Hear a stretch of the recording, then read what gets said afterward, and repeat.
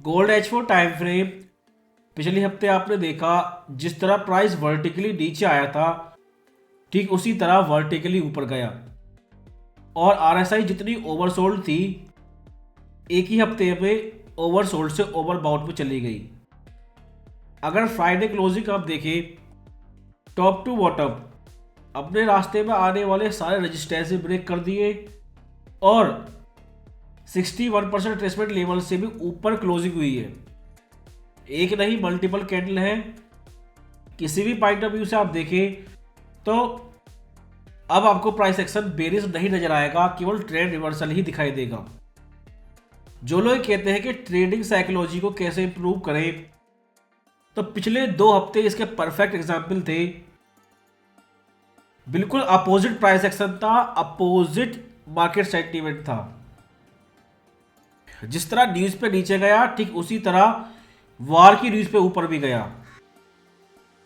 इसलिए Friday closing के समय का जो लेवल है ये 2710 लेवल के पास में, ये आपका पहला रेजिस्टेंस लेवल हो सकता है। अगर प्राइस इस लेवल से लौटकर नीचे आता है, काउंटर ट्रेंड करेक्शन करता है, क्योंकि जिस तरह ये ओवरसोल्ड था ठीक उसी तरह ओवरबाउट है, तो उस कंडीशन में पहला सपोर्ट 2652 होगा। इससे पहले कोई सपोर्ट नहीं है। अगर ऐसा करता भी है तो head and shoulder chart pattern की पॉसिबिलिटी होगी। अगर और क्लियरिटी से आप देखें तो डेली टाइम फ्रेम पे 3 लेवल हैं, 2790, 2710 और 2652। ये 3 लेवल हैं जिनके बेस पे आपको ट्रेड करनी है। और फ्राइडे क्लोजिंग के बाद प्राइस यहां से तो ऊपर जाएगा या नीचे जाएगा, जो इस हफ्ते की न्यूज पर डिपेंड करता है। लेकिन ये वार न्यूज को देखें, जब लो बना था उस समय नहीं थी, फ्राइडे में न्यूज पब्लिक हुई थी और न्यूज में न्यूक्लियर वार भी दिखाया गया है। तो वार के बाद ऐसी कौन सी चीज बदल गई जो पहले नहीं थी? बाइडेन अभी भी प्रेसिडेंट है, जब तक वो कुर्सी में बैठे हैं वो कुछ भी कर सकते हैं। और वार की सबसे अच्छी बात होती है इन्फ्लेशन, जो इन्होंने इलेक्शन से पहले 50 बेसिस पॉइंट कट करवाया, उसके बाद इलेक्शन रिजल्ट देख के इन्होंने आधा साइज कर दिया। और जो इनकी अल्ट्रा लूज पॉलिसी थी जिसकी वजह से इन्फ्लेशन आ रही है, इस सबको छुपाने का सबसे आसान तरीका होता है वॉर। सारी मैक्रो इकोनॉमिक्स को केवल एक शब्द के जरिए समझाया जा सकता है। सबको मजा आता है, न्यूज कंपनी को भी और पॉलिटिशियन को भी। और जब हिस्ट्री लिखी जाएगी तो उसमें भी ये छुप सकते हैं। लेकिन वार से भी तो इन्फ्लेशन आती है। अगर बार और ज्यादा बढ़ता है, नेक्स्ट लेवल पे जाता है, तो इससे पहले FOMC स्पीच में फेड पहले ही बोल चुके हैं कि वार जियोपॉलिटिकल रिस्क बढ़ते जा रहे हैं। अगर वार बढ़ता गया तो फिर और ज्यादा हॉकी स्पीच देंगे, क्योंकि आप देख चुके हैं नवंबर FOMC स्पीच के बाद गोल्ड किस तरह गिरा था। और ज्यादा क्लियरिटी के लिए अगर डेली चार्ट को आप देखें तो जैसे बताया था, पहले RSI फरवरी के महीने से भी ज्यादा ओवरसोल्ड थी और नया लो बनाया। लेकिन एक ही हफ्ते में मार्केट सेंटीमेंट बदल चुके हैं। गोल्ड ने एक बड़ा वर्टिकल जंप किया। ओपनिंग से लेके क्लोजिंग के समय तक नॉन स्टॉप प्राइस अप था। वर्टिकल लाइन है डेली टाइम फ्रेम पर, जैसे कोई फॉर बाइंग कर रहा हो या इनसाइडर बाइंग हो। जो न्यूज अभी पूरी तरह क्लियर नहीं है जिस लेवल का प्राइस एक्शन है।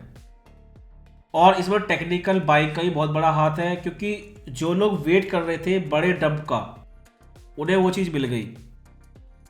उस कंडीशन में 2530 आपका क्लियर सपोर्ट लेवल है, 2790 आपका क्लियर रेजिस्टेंस लेवल है। लेकिन जिस तरह साल के स्टार्टिंग में प्राइस ने साइड में रेंज बनाई थी, उसके बाद साल के बीच में साइड में रेंज बनाई थी, हो सकता है प्राइस ने एक नई साइड में रेंज स्टार्ट कर दी है। अंदर से इतना है, हमें रेंज के हाई और लो पता है, और साइकोलॉजिकली 2800 के नीचे और 2500 के ऊपर है। पिछली बार प्राइस ने ट्रायंगल चार्ट पैटर्न बनाया, फिर उसके बाद ABC फ्लैट करेक्शन बनाया। अब ये किस तरह का चार्ट पैटर्न बनाएगा ये आने वाले समय में पता चलेगा। लेकिन जिस तरह से चीजें हो रही है, इन्फ्लेशन अभी भी बढ़ रही है। सीपीआई, पीपीआई इस चीज को पहले ही कंफर्म कर चुके हैं। वॉर, जिसे फेड पहले ही वार्निंग दे चुके हैं। इस हफ्ते एक और इन्फ्लेशन इंडिकेटर आएगा, पीसीई। ये भी पहले से बढ़ रहा है और सीपीआई देख के लगता है ये फिर से बढ़ेगा। लेकिन इस हफ्ते यूएस हॉलिडे की वजह से सारे पीसीई नंबर एक साथ आएंगे, एक ही दिन आएंगे, और जीडीपी डेटा भी आएगा। यानी कि 27 नवंबर को आपको बड़ा एक्शन देखने को मिलेगा, क्योंकि बहुत सारे इकोनॉमिक इंडिकेटर एक साथ आएंगे। जो इकोनॉमिक इंडिकेटर इस हफ्ते आएंगे, जीडीपी और पीसीई, अगर ये इकोनॉमिक एक्सेलरेशन को शो करते हैं तो गोल्ड के लिए बेरिश साइन हो सकता है। अगर एफओएमसी मेंबर ने कुछ कमेंट की, अगर आंख बीच कर इग्नोर कर दिया, तो गोल्ड 2800 को इजीली ब्रेकआउट कर देगा। लेकिन अगर इन्होंने कुछ कहा तो गोल्ड रिएक्ट जरूर करेगा 27 नवंबर को इन न्यूज के दिन। अगला क्वेश्चन ये है, जब से ये साल शुरू हुआ है लगभग तभी से गोल्ड लगातार ऊपर जा रहा है, लेकिन एक के बाद एक बड़ा प्लेयर सर्टिफिकेट देने में लगा हुआ है कि गोल्ड का ये बुलिश ट्रेंड खत्म नहीं हुआ। दो बड़े बैंक हैं और एक बहुत बड़ा एनालिस्ट है, कह सकते हैं जो इलेट वेव की शुरुआत करी थी वो इन्होंने ही की थी। और जो फ्राइडे की क्लोजिंग है, जो प्राइस एक्शन है, उसे देखकर कहीं से भी ये नहीं लगता कि ये ए बी करेक्टिव वेव है और नेक्स्ट वेव सी नीचे की तरफ जाएगी, क्योंकि फिर रिट्रेसमेंट सारे ब्रेक करती है और जो वेट कर रहे थे जब तक वो सेंटिमेंट नहीं बदलेंगे, गोल्ड नहीं बदलेगा। अगर सीओटी आप देखें, जैसा बताया था, वो इलेक्शन के पहले से डंप करते हुए आ रहे हैं। पिछले हफ्ते इतना ज्यादा गोल्ड ऊपर गया, लेकिन फिर भी उन्होंने गोल्ड बाय नहीं किया, लगातार डंप किया है।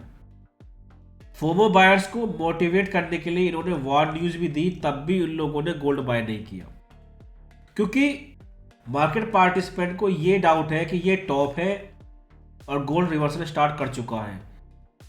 लेकिन जब तक लोग ऐसा सोचते रहेंगे, ये नीचे नहीं जाएगा। इसलिए इस पॉसिबल नई साइड में रेंज के बेस पे आप ट्रेड करें। अगर प्राइस रेंज ब्रेकआउट करके ऊपर चला भी गया, तो जैसा आपने देखा हर साइकोलॉजिकल लेवल पर 27 के पास से आपको करेक्शन देखने को मिला। प्राइस ने 2800 लेवल टेस्ट भी नहीं किया था, फिर भी बड़ा करेक्शन देखने को मिला। अगर प्राइस ब्रेक करके रेंज को ऊपर जाता है और मान लीजिए 2900 लेवल इस बार चला भी गया, फिर से वही कंडीशन बनेगी, प्रॉफिट टेकिंग ट्रिगर होगा और पहले की तुलना में और ज़्यादा लेवल की प्रॉफिट टेकिंग होगी। इसलिए घूम फिर के प्राइस इसी रेंज के अंदर आ जाएगा वापस। क्योंकि इसका एक और बड़ा कारण है, फेड ऑलरेडी 2 रेट कट कर चुके हैं और इलेक्शन को इन्फ्लुएंस करने के लिए बाइडेन के उन्होंने बड़ा साइज का कट किया था। और जैसे ही ट्रम्प का रिजल्ट क्लियर हुआ, इन्होंने साइज तुरंत ही आधा कर दिया। लेकिन इन्फ्लेशन पहले ही ऊपर जाना स्टार्ट हो चुकी है। जो इकोनॉमिक इंडिकेटर सीपीआई, पीपीआई, इस हफ्ते एक और आएगा पीसीई, और एसेट प्राइस बबल जो काशकारी से उस समय पूछा गया था जब गोल्ड 2600 से नीचे था, ये उस समय रेट कट कर रहे हैं जब एसेट प्राइस बबल है। बिटकॉइन आप पिछले हफ्ते देख चुके हैं, पब्लिक पागल हो चुकी है, ऊपर जा रही है बिटकॉइन। शेयर मार्केट यूएसए का ऑलरेडी ऑल टाइम हाई पर है, केवल गोल्ड की कमी थी, अब ये भी नया ऑल टाइम हाई बनाने के लिए रेडी है। अगर इस कंडीशन में ये रेट कट करते हैं तो इन्फ्लेशन रुकेगी नहीं, बढ़ती जाएगी। इन्हें कोई ना कोई सलूशन तो इसका ढूंढना ही पड़ेगा। या तो वो दिसंबर में पॉज कर दे या कोई नया मैजिक फॉर्मूला लेकर आए, लेकिन इन्हें रेट कट इस कंडीशन में रोकना होगा। और यही पैनिक बाइंग है, क्योंकि इलेक्शन के बाद गोल्ड नीचे आया, second inflation wave, price out हुई, लेकिन ये सेकेंड इन्फ्लेशन वेव फिर से प्राइस इन हो चुकी है। और ये क्लियरिटी एफओएमसी मीटिंग में हो जाएगी और उससे पहले जो पहला डेट आएगा इस हफ्ते 27 नवंबर को, वो पहला कंफर्मेशन हो सकता है।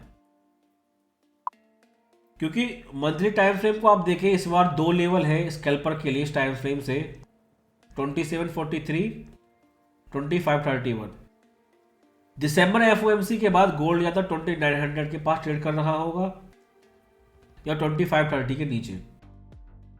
लेकिन आपको इतना लंबा वेट करने की जरूरत नहीं है। क्लियरिटी इस हफ्ते 27 नवंबर की पीसीई से आनी स्टार्ट हो जाएगी।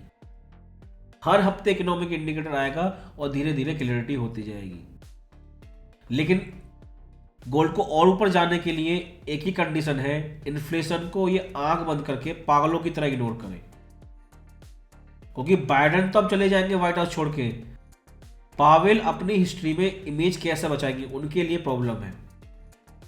क्योंकि ट्रंप ट्रेजरी सेक्रेटरी कंफर्म हो चुका है, अगला नंबर फेड चेयर का है। इसलिए बिगिनर इंटरडे ट्रेडर के लिए आप केवल इन लेवल पे फोकस करें। इस बार कोई चार्ट पैटर्न नहीं है, लेकिन clear static support resistance level है।